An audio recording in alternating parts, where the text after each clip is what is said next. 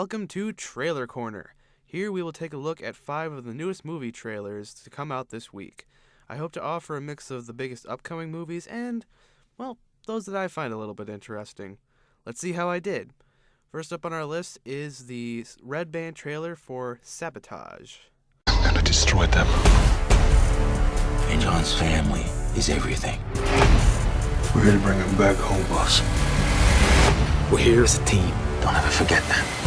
Now, a lot of people have looked at this trailer and said that it's the trailer that reveals the movie to be Arnold Schwarzenegger's big success, the movie that's really going to put him back in the public eye. And honestly, I don't see it.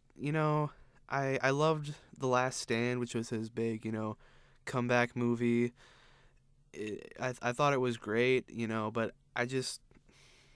the sad truth, I think, is that no one in today's age is really going to care about him outside of the true nostalgics who grew up with him. And, to be fair, that includes me. I love, the first 2 Terminators, Terminator 2 being one of my favorite action films of all time. Commando, I love. Conan the Barbarian, one of my favorite fantasy films of all time.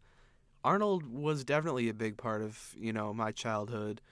And he's a big part of my adulthood because I still go back and visit his movies, more than most figures of my childhood. And, I would love to see him have a comeback, but I just don't see it with the movies that he's putting out.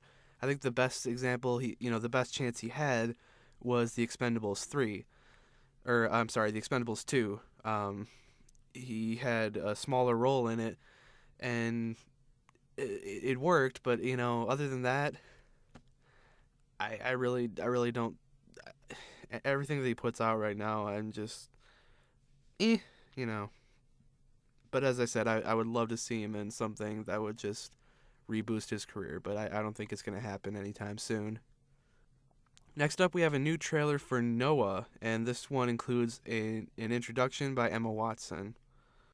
As a special treat for you, my Facebook fans and my Twitter fans, we are letting you see the new trailer first. I hope you like it as much as I do. You saw the wickedness of man. I knew you would not look away. We have to save the innocent. Did you really think you could protect yourself from me? It's not protection from you. Now, honestly speaking, Noah is the reason that I'm not seeing Sabotage. I just harped on it a lot, but I'm actually not going to see Sabotage, at least not right away. And this is the reason, because, as far as biblical movies go, I felt cheated in recent years because especially this month, I saw Son of God, and as I said, I felt cheated. I felt that it was just a really poor effort to bring spirituality and to bring biblical elements back to the big screen. I think Noah could do it. A lot of people bring up the lack of the people who have seen it bring up a lack of biblical accuracy and the morals, and they don't spotlight the element of God very much, but I see that as a good thing. Because that, I think, will draw more people in, and, they might walk away from the movie going, I really want to know more about the source material. And then, those who would wish that Noah would be more of a biblical experience may get their wish, because it may turn a lot of people to the Bible. So, I like the fact that Noah is a biblical story that's going away from the actual spiritual elements, and I think the right people will find the spiritual elements regardless. Next up, we have Get On Up, a new James Brown biopic coming up August 1st. So you want to be a singer? Oh, no, sir. What I really want to be? Mechanic. You got a problem? You do music? The only thing keep me sane in here. Now, this film stars Chadwick Boseman, who did 42, and honestly, this kind of seems like this year's version of 42, because I see a lot of similar elements, and that sounds bad, 'cause that makes me sound kind of ignorant for, saying, oh, they're both about a black man who overcame adversities. And I mean, I don't mean it that way, but basically I mean this in both a good and bad way. 42 honestly was one of my favorite films of last year, and I definitely enjoyed it more than some. And so the fact that there are elements coming back from it, I'm definitely not opposed to. I don't want Chadwick Boseman to get stuck in this rut of playing the same type of role. Now, there are definitely diversions here. For example, Get On Up definitely seems to have a bigger sense of humor than 42. 42 is much more serious. There were funny elements to it, Harrison Ford's character in general, but I just feel like Get On Up is going to be a little more lighthearted, where 42 is much more about being inspirational. I feel like Get On Up is going to be a little more fun while also being inspirational. Because I'm a casual fan of James Brown, and just with the limited knowledge that I have of him, this definitely piqued my interest, and I feel like the fans of his are definitely going to be satisfied. But I don't want to speak on it too much until the movie comes out. As to that, I'm kind of angry about when it comes out, because it comes out the same weekend as Guardians of the Galaxy. Next week is Michael Bay's TMNT, and then the week after that is Expendables 3. Those are all movies that I want to see. In defense of wanting to see TMNT, it's because it's Michael Bay. I want to see how bad it is. That's a different topic. But yeah, so unfortunately I'm probably not going to see Get On Up right away when it comes out, unless I run into some extra cash or something at the time, but we'll see. Next up, we have something that's actually not technically a trailer. It's a short film promoting DreamWorks' newest project, Home, and the short film is called Almost Home. Someone please discover a planet I can discover. Ernie, how about you scout it out first? All right. All clear. Oops, next. And this is winter.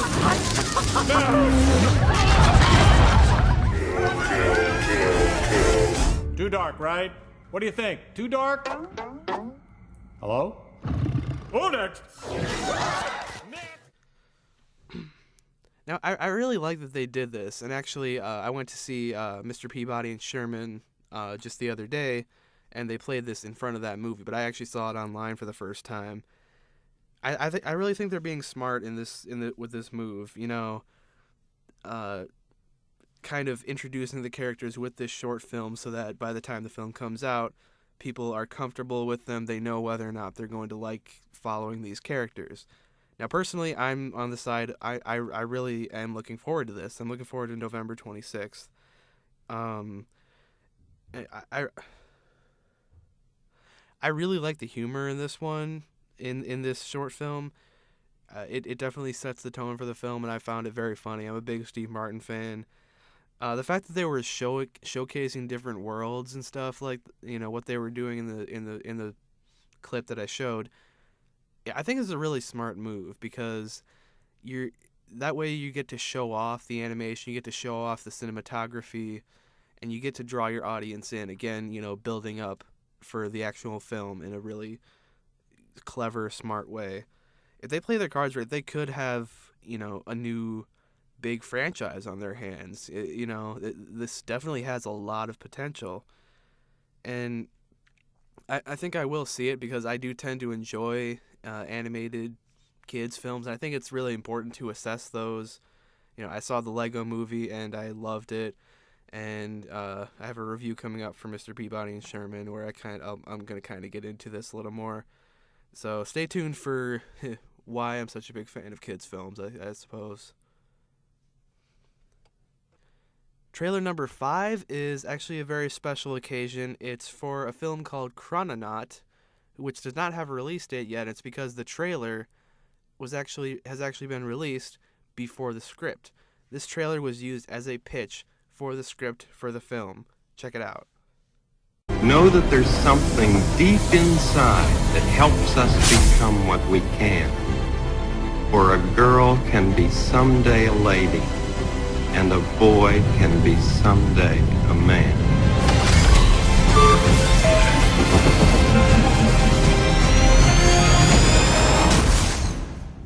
Now, what I love about this idea of using the trailer to promote a script is that there's no studio interference. You can tell the story exactly as it was intended before the studio goes, okay, let's bring it in, fix this. And especially when you release that trailer to the public, then, the studio can see, the public loves the original story more than what we had in mind. And, you're able to gauge that a lot better. It honestly feels, it does pretty much the exact same job as like a teaser trailer, really. And it offered just enough to draw me in, like the whole like time aspect of it, and the shot at the end. I didn't show it, but the shot at the end, the guy, like, he looks into like this suit thing, and the suit opens up and it's his face looking back at him, and there's this whole aspect of like time travel or something involving time that's going to be a big component. And they offered just enough of it to where I was invested, and I was interested in going to see this whenever it eventually does get made. But yeah, I think this was a really smart move, and it's the reason why I showed it, because even though it's not a movie that's coming out, in the near future, I think it's an important step, and I think it's something that should definitely be done a lot more. So I really enjoyed it. And finally, I know I said 5, but I found this one the other day, and I thought it would be a fun little note to end it on. It's coming out March 28th. It's a straight-to-DVD film called Pro Wrestlers vs. Zombies.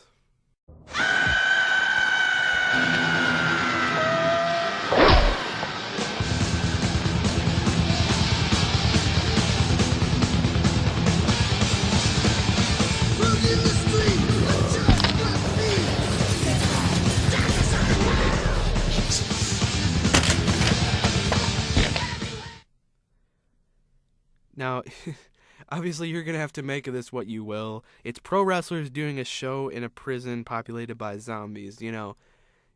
There's really no other way to take it. You're going to know right when you hear that premise whether that's something you're going to want to watch or avoid. Personally, I really...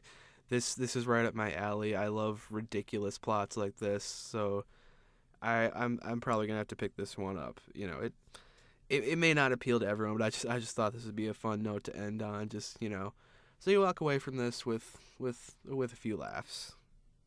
So that'll wrap it up for this week. You can find links to the full trailers down below in the description, and I will see you next week for an all-new Real Time Real Talk and an all-new Trailer Corner. Till then, guys.